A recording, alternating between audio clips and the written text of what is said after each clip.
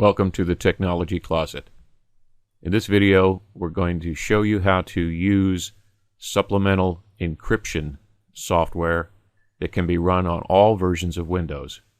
We will be using Windows 8 Pro as our demonstration platform. Windows 8 Pro does come with a security encryption program called BitLocker. However, over the past couple of years, there are commercial software available, primarily to law enforcement, that are able to crack BitLocker. Depending upon how secure you'd like to have your files, BitLocker is the way to go. If you need real absolute or as close to absolute security and encryption, then we recommend using the following. Truecrypt. First, we have to open the desktop. From the desktop, open your browser and go to Truecrypt.org. And then download the latest version of Truecrypt for Windows. Now, we've already done that. Go to our download folder, highlight Truecrypt,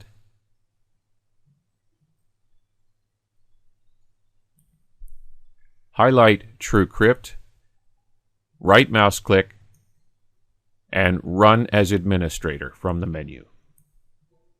We get the user account control. Click yes. Accept the license terms. Select next. Let me close this background screen. This is the Truecrypt installation. We're going to install it on our computer only as files. We have not encrypted anything at this point. Next.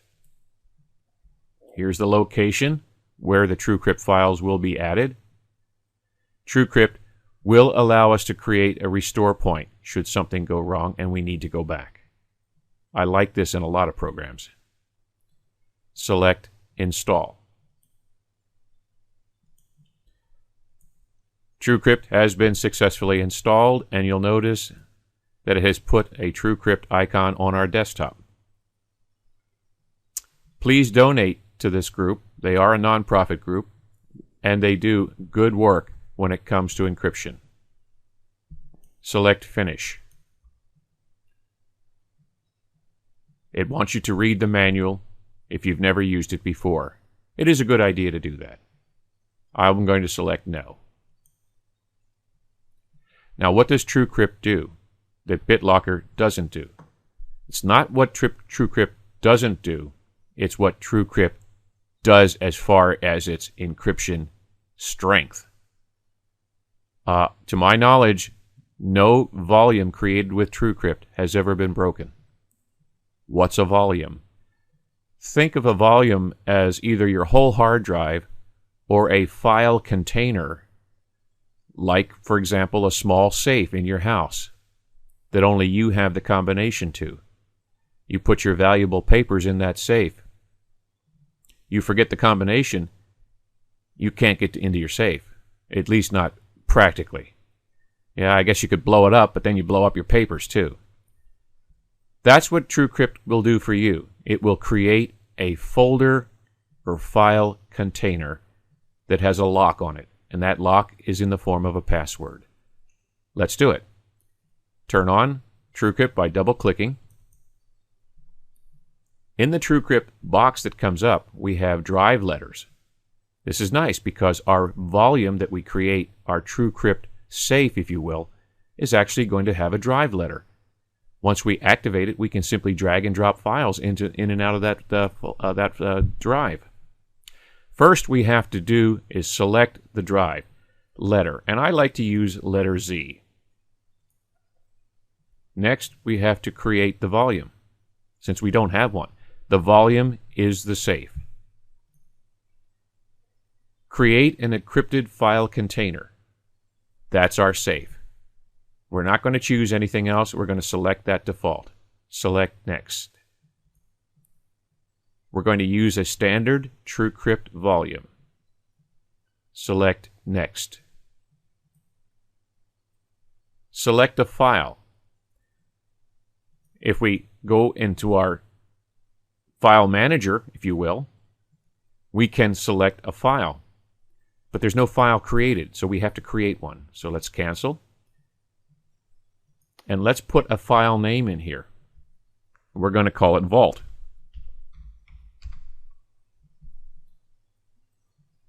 We got to tell it where to go. And we're going to tell it to go to the C drive.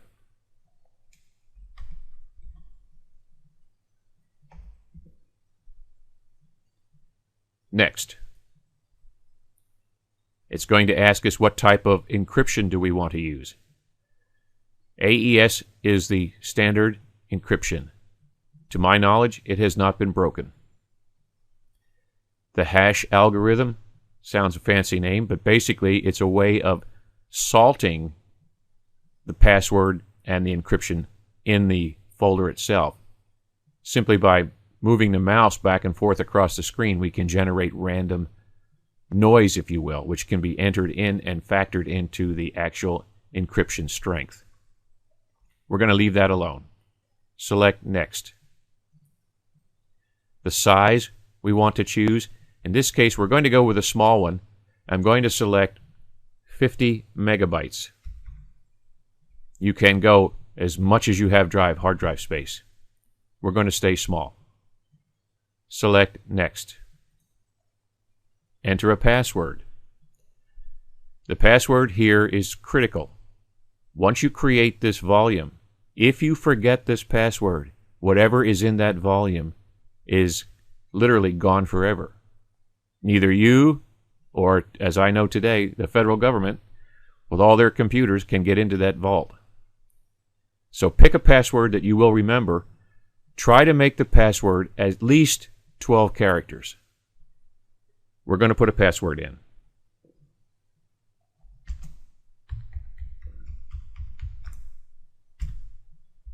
And we're going to repeat the password.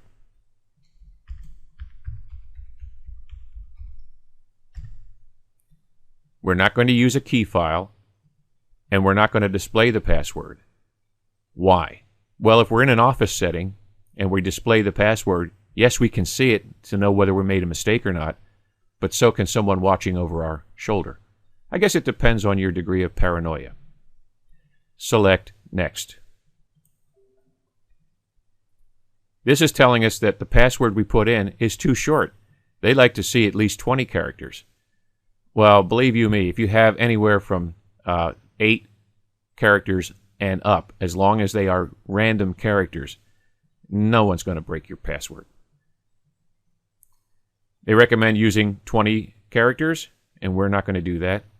Are you sure you want to use a short password? Yes. Now, here's where we move that mouse. Notice the random pool, that key. Anywhere I move my mouse, which is random, I'm not thinking about it. I'm adding salt to that key structure. I'm going to select the file system. I want the file system to be NTFS, which is the file system used in Windows. That's it. Once you do that, and I would do that for at least 30 seconds or so, then select Format.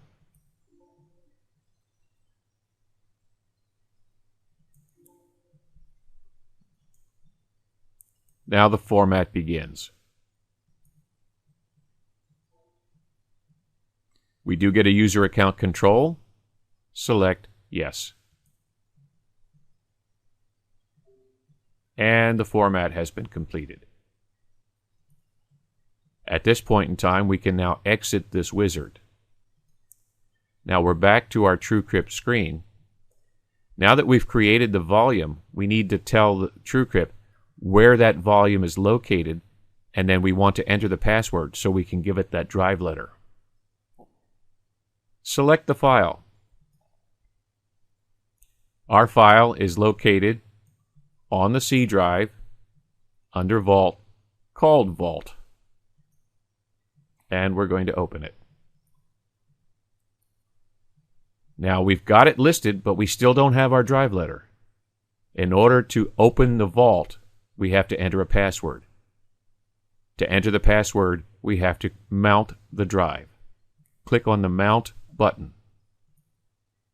Enter the password.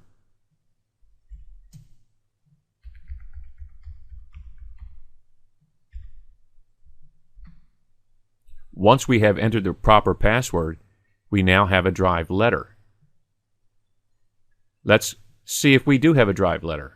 We're going to open up our computer icon. And we have Z with 50 megabytes of space. I can now right mouse click on that drive letter and treat it like any other drive letter. I'm going to create a shortcut, close down this screen, and there's our drive letter. I can open it by double clicking, just like any other drive, except this one's empty. But I can go to my documents, select, in this case, miscellaneous folder, right mouse click on it, copy, close it, put my mouse over the drive letter Z, right mouse click, and paste. Now I should be able to put that miscellaneous folder in the drive. Open up the drive, and there's miscellaneous folder with all of the important files we have. That's how you create a Truecrypt file vault. Now let's unmount the drive. We're done. You can either turn off your computer at this point, or you can go back into Truecrypt. We have it listed there. We can now dismount. Close down Truecrypt. We have the disk still up on our screen. Let's double click on it. Nothing happens. That's because we have dismounted the drive. We no longer have connected. We have the icon that says it's there, but we no longer have access to it. That's Truecrypt. That's your file vault. Make it as big or as small as you like.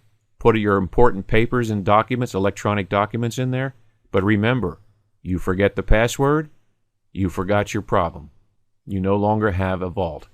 You just have a file that you need to delete. Well, that's it for the technologycloset.com.